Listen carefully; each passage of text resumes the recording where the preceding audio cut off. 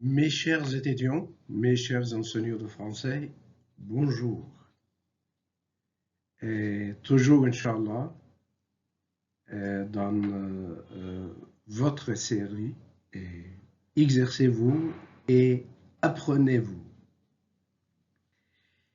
Exercez-vous et apprenez-vous pour ne plus faire de fautes, soit faute de grammaire, soit faute d'orthographe, soit encore faute de conjugaison.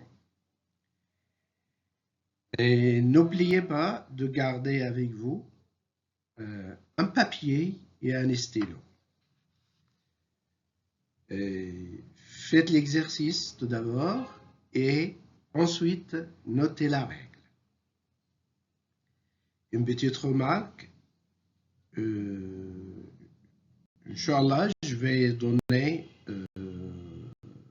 un petit résumé en arabe à la fin. Alors, on commence notre 9e leçon.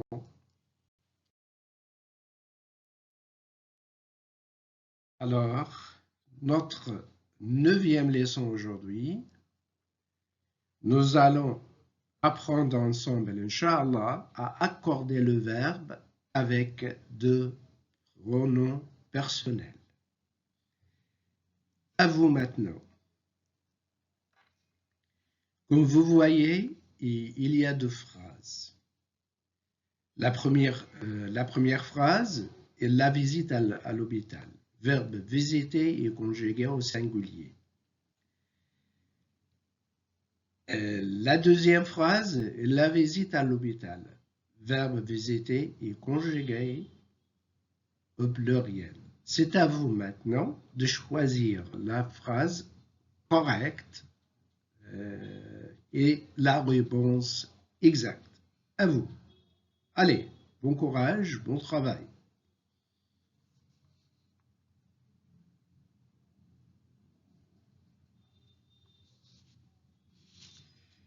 Alors, la phrase correcte, c'est la deuxième phrase. Il la visite à l'hôpital. Pourquoi on a conjugué visite au pluriel? Voilà la règle, l'explication et la justification. La règle. Accorder le verbe avec deux pronoms personnels. Le verbe s'accorde toujours avec son sujet. Alors, nous avons, pour bien préparer le bon sujet, poser la question que fait l'action. Alors, dans la phrase, il y a le pronom qui fait l'action, la personne qui fait l'action ou le pronom qui fait l'action et qui subit l'action. Ce qui m'intéresse, qui fait l'action. Ici, il la visite à l'hôpital. Alors, que fait l'action? Il. Le pronom il, troisième personne au pluriel. Alors, qui subit l'action, c'est là. Ne nous intéresse pas ici.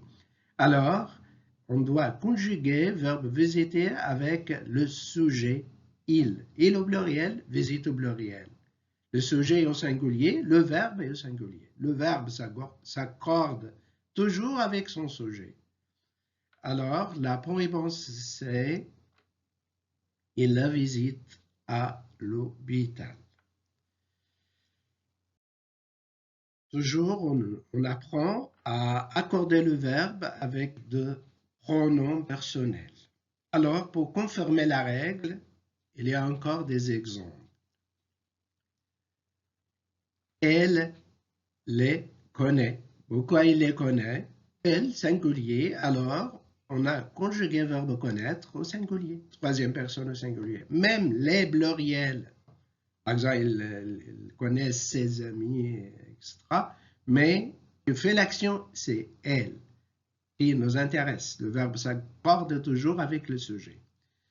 Deuxième exemple, tu, singulier. Alors, on doit conjuguer verbe oublier au singulier.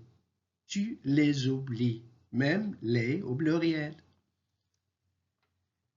Elle les salue. Elle salue ses amis, elle salue ses profs, etc. Même si elles sont plurielles, mais elle, c'est singulier, alors on doit mettre le verbe au singulier. Il, pluriel, m'invite, singulier, mais quand même, le verbe doit s'accorder au sujet, le sujet au pluriel. Voilà.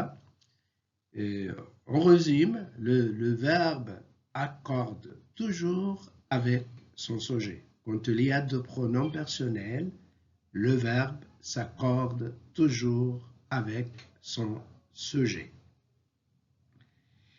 Et maintenant, je vais donner un petit résumé en arabe. النهارده ان شاء الله يعني شفنا مع بعض ازاي نعمل نصرف الفعل في حالة وجود ضميرين في نفس الجملة، ضمير فاعل وضمير مفعول. دايما الفعل بيتطابق مع الفاعل. لو الفاعل مفرد الفعل بيتم تصريفه في المفرد، لو الفاعل جمع بيتم تصريف الفعل في الجمع. ايا كان بقى المفعول، سواء المفعول اذا كان الفاعل مفرد والمفعول جمع برضه يتم تصريف الفعل مع المفرد. الفاعل جمع والمفعول مفرد، الفعل بيتصرف مع الفاعل في الجمع. وتبقى القاعدة دائما كيف الأكسيون، مين اللي بيقوم بالحدث، مين اللي بيقوم بالفعل، هو ده اللي بنصرف الفعل بناء عليه. C'est la fin de notre rencontre aujourd'hui. Je vous remercie de votre attention et à la prochaine. Toutes mes salutations et à la prochaine.